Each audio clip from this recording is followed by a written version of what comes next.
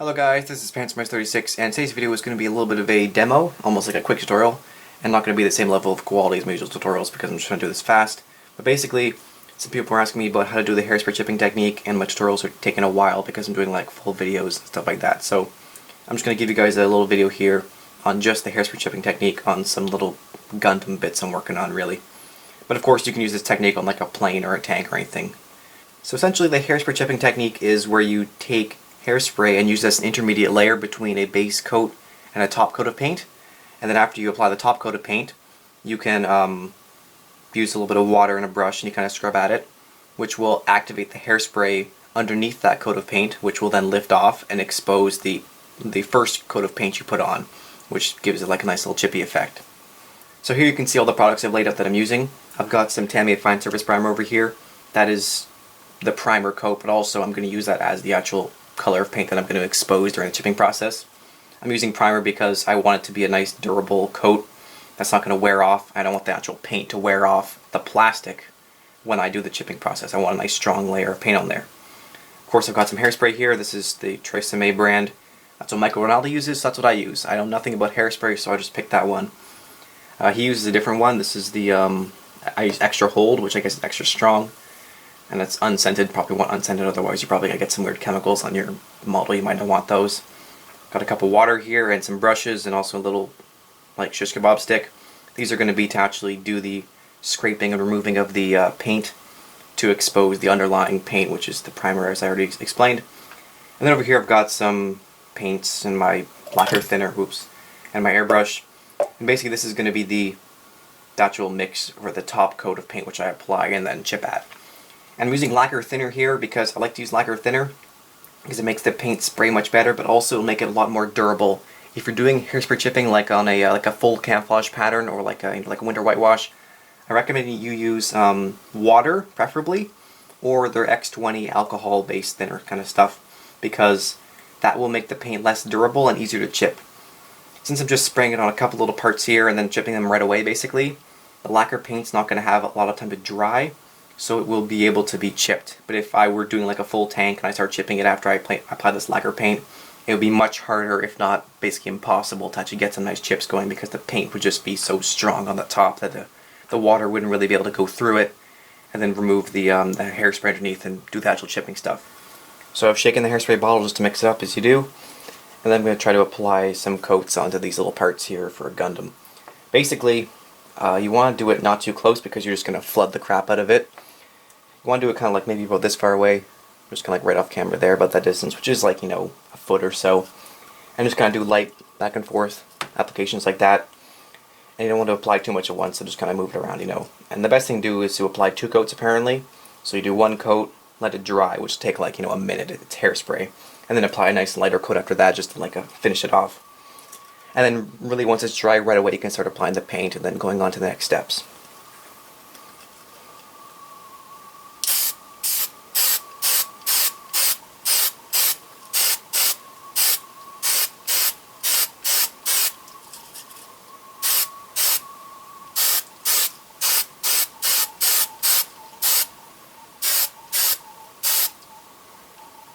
It's as easy as that. So now I mixed up a top coat out of the 3 paints I was showing you earlier. It was about an equal mix of all 3 of them. It was like German grey, white, and a blue from Tamiya. And I'm just going to apply a coat of it to the parts here. Nothing too complicated, I just want to make sure I apply a coat that covers the whole thing, but without being too thick, otherwise, once again, that'll make it harder to chip the paint. So just like a nice overall coat.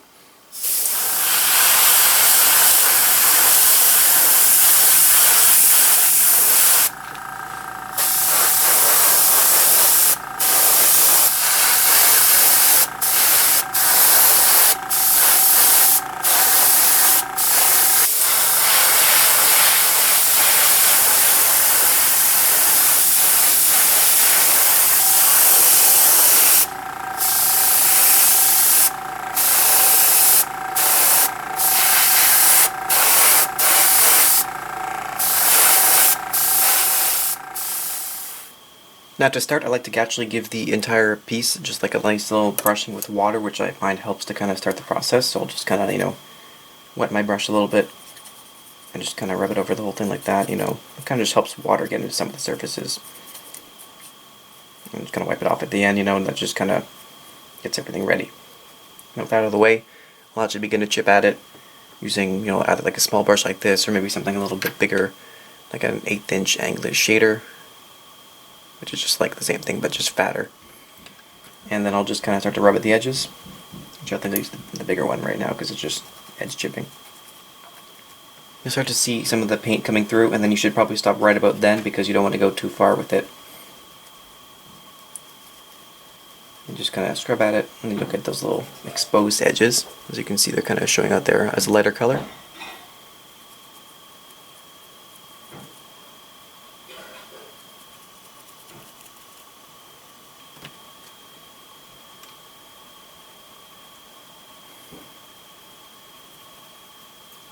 And in some areas where you want to actually define an edge, like maybe along the, right about between there and there, because the panel actually kind of angles down there.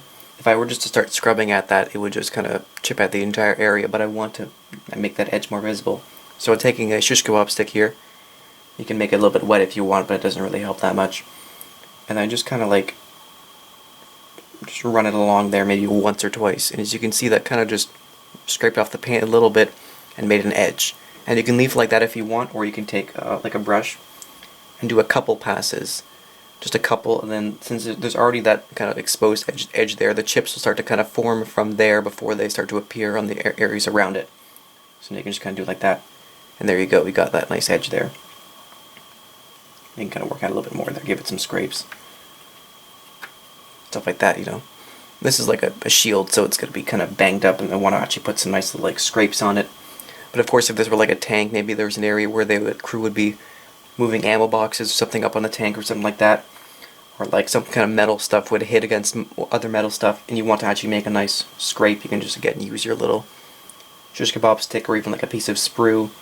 Just not in metal because you don't want to scrape all the way through to the actual bare plastic underneath. You just want to scrape through like past the hairspray.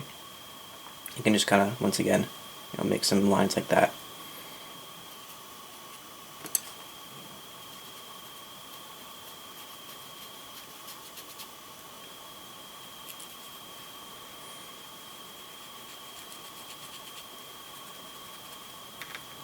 One thing to note is if you keep putting your hands on it, often because there's that hairspray and the paint's kind of soft, you will leave fingerprints, or you'll start to actually like chip the paint in the fingerprint pattern, which is not good.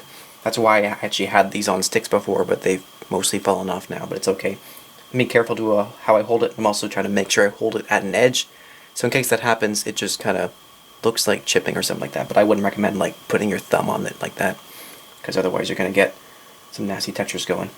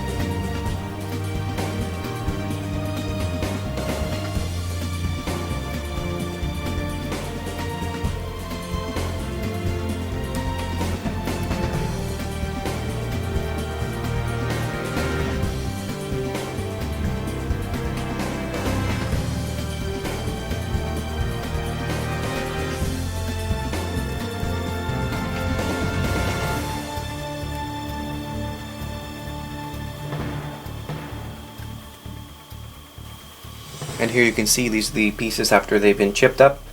Like I said before, it's pretty heavy because these are actually, like, you know, parts on a Gundam that's fighting things and they're banging into each other. So if it was a Panzer, I wouldn't go this hard because Panzers only really get scraped up, or like tanks in general, by being, you know, kicked by the crew as they like walk over the top, or if they go through like bushes or stuff like that.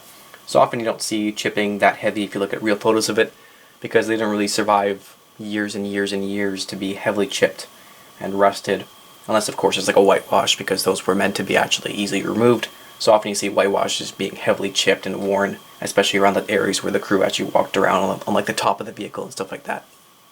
If you have any questions, of course, you can post them below. I'll probably be able to explain things better in words like that, because I can actually think then instead of just talking like I do now. But yes, I hope this video was helpful for you guys in some way, just kind of demonstrating the chipping process. As you can see, it's very easy. You just basically do it. Like, the chipping isn't really that difficult. You just kind of think it's an edge there, so you scrape at it, and the chips just kind of form on their own. So it's not really too difficult unless you're trying to get, like, you know, really fine patterns. But of course, I'm going to go into a video soon where I show how to chip a camouflage pattern on a vehicle. It's going to be like a half-track. And then I'll probably be able to explain it much better then. And also I did this in another video that should be coming out in about a month or so. So those videos will probably be more like focusing on actually how to chip tanks and the areas where the chipping would appear. This is more just a quick demo for any guys who are wondering, you know, just how you do the process just with the products that I have, you know. So of course, thanks for watching very much, guys. This is Panzer36. Of course, big shout out to my Patreons, Ricky from Ryan's Painting and Samuel Murphy, because they give me a little bit of money every month, which helps me out because, of course, this hobby isn't the cheapest thing in the world. But yes, if you enjoyed the video, please leave it a like or something like that. It always helps me out, and I always appreciate the comments you leave below. So as always, thanks for watching very much, and I'll see you in the next video. Goodbye.